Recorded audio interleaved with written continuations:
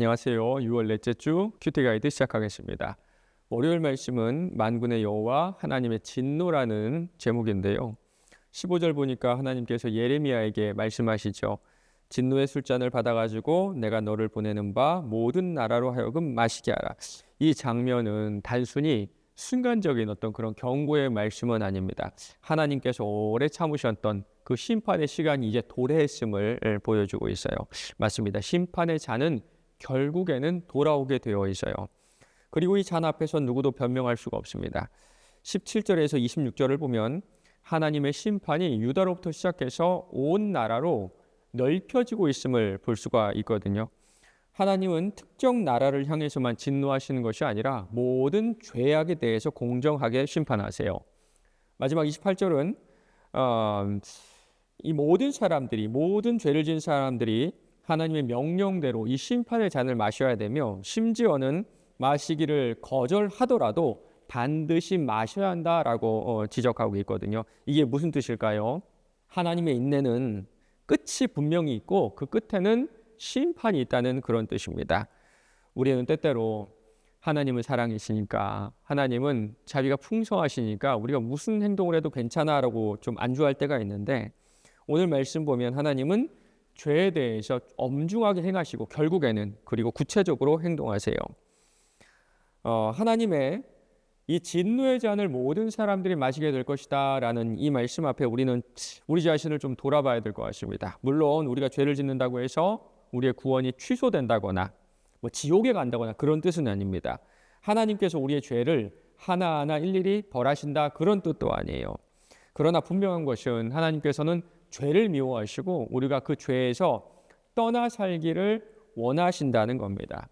오늘 하루 스스로에게 이런 질문을 한번 해보시면 좋을 것 같습니다. 나는 그 하나님의 잔 앞에 어떠한 자세로 서 있는가?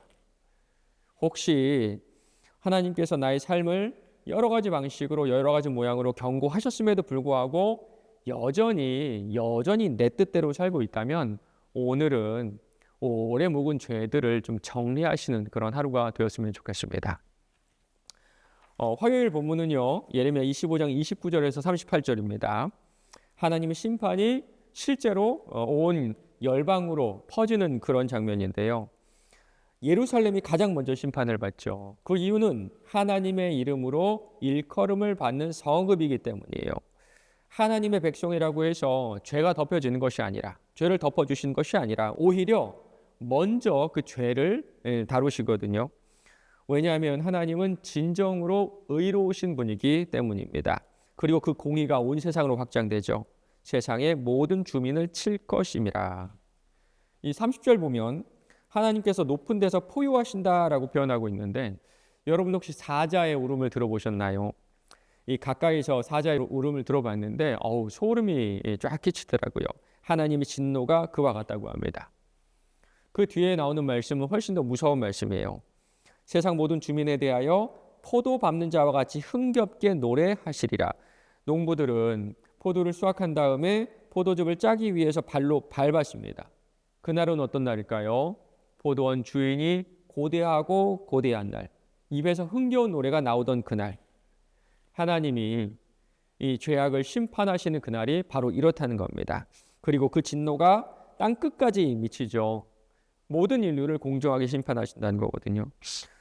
그리고 이 말씀을 단순히 고대에, 그때 예레미야 시대에 있었던 그런 얘기는 아닙니다. 지금 이 시대에도 여전히 유효한 경고입니다.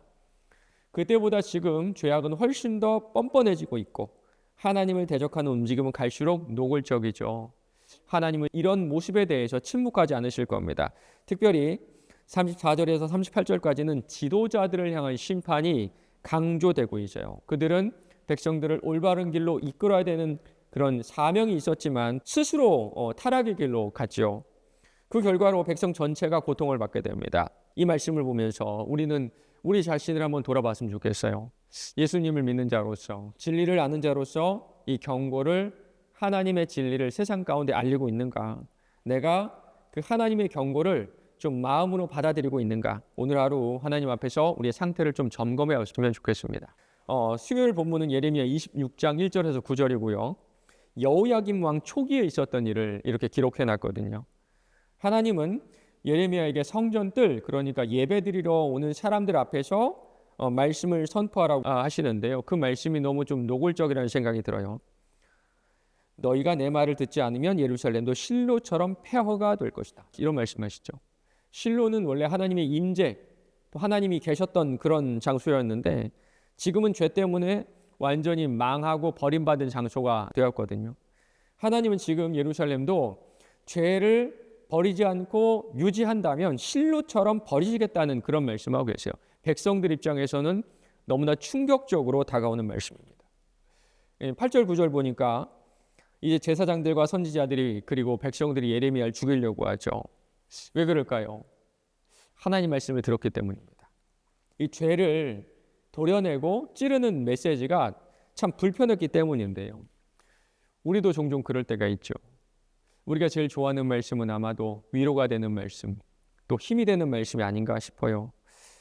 하지만 말씀은 우리에게 위로가 되기도 하지만 궁극적으로 위로와 힘이 되지만 동시에 우리의 영적 상태를 진단하고 또 드러내고 회개를 촉구하기도 하죠. 사실 예레미야가 전한 이 메시지는 경고의 말씀이기도 했지만 동시에 회복의 기회이기도 했습니다. 그들이 지금 이 순간 회개만 했다면 이 무서운 일들은 아마 일어나지 않았을 건데요. 아마 우리도 그렇지 않을까요?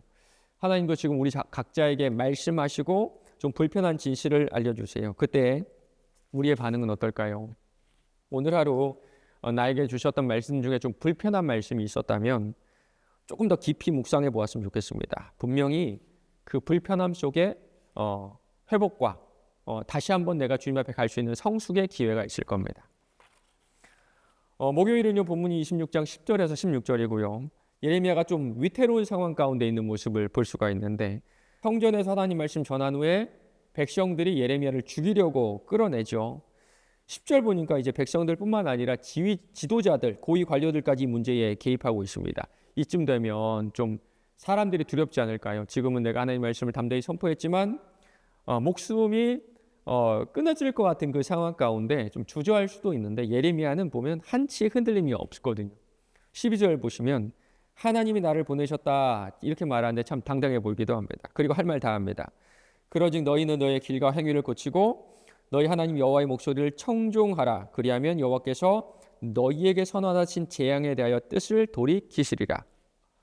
그리고 죽일 테면 죽여라라는 초연한 모습도 보입니다. 보라 나는 너희 손에 있으니 너희 의견에 좋은 대로 옳은 대로 하려니와.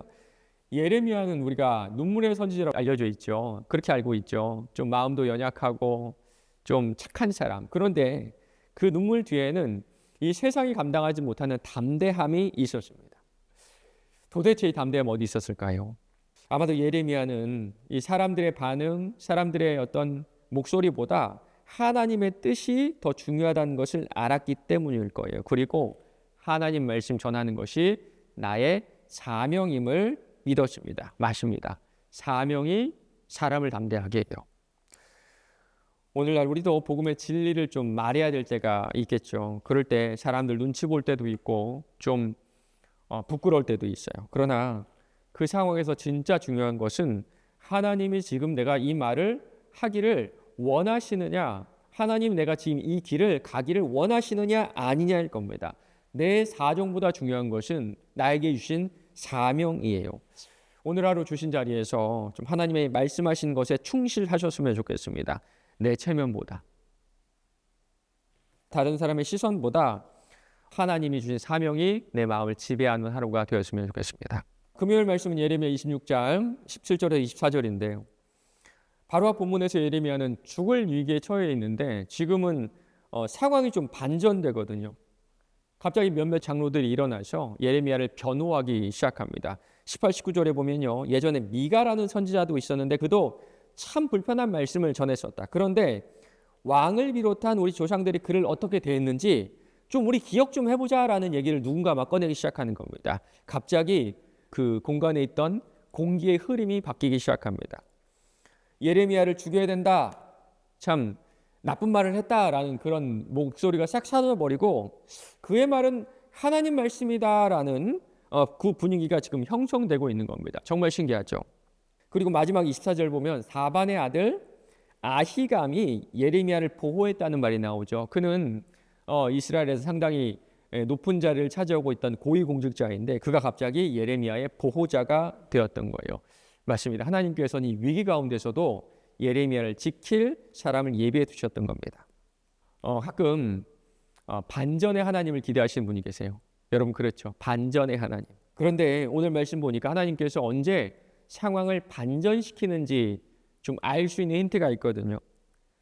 죽으면 내가 죽으리라 고백할 때 그때 반전시켜 주세요.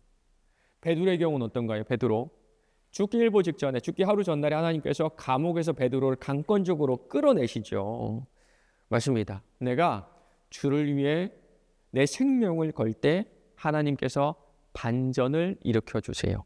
우리도 일생 가운데 한 번은 이런 경험이 있어야 되지 않을까요? 때로는 앞뒤 가리지 않고 그 말씀에 순종할 때 위기를 기회로 반전시켜 주신 하나님을 그때 경험할 수 있을 거예요. 이번 한 주도 말씀 앞에 온전히 서시기를 바랍니다. 주의 말씀이 희미해진 이 시대에 그 말씀을 말씀 그대로 순종하는 은혜가 저와 여러분에게 있길 바랍니다.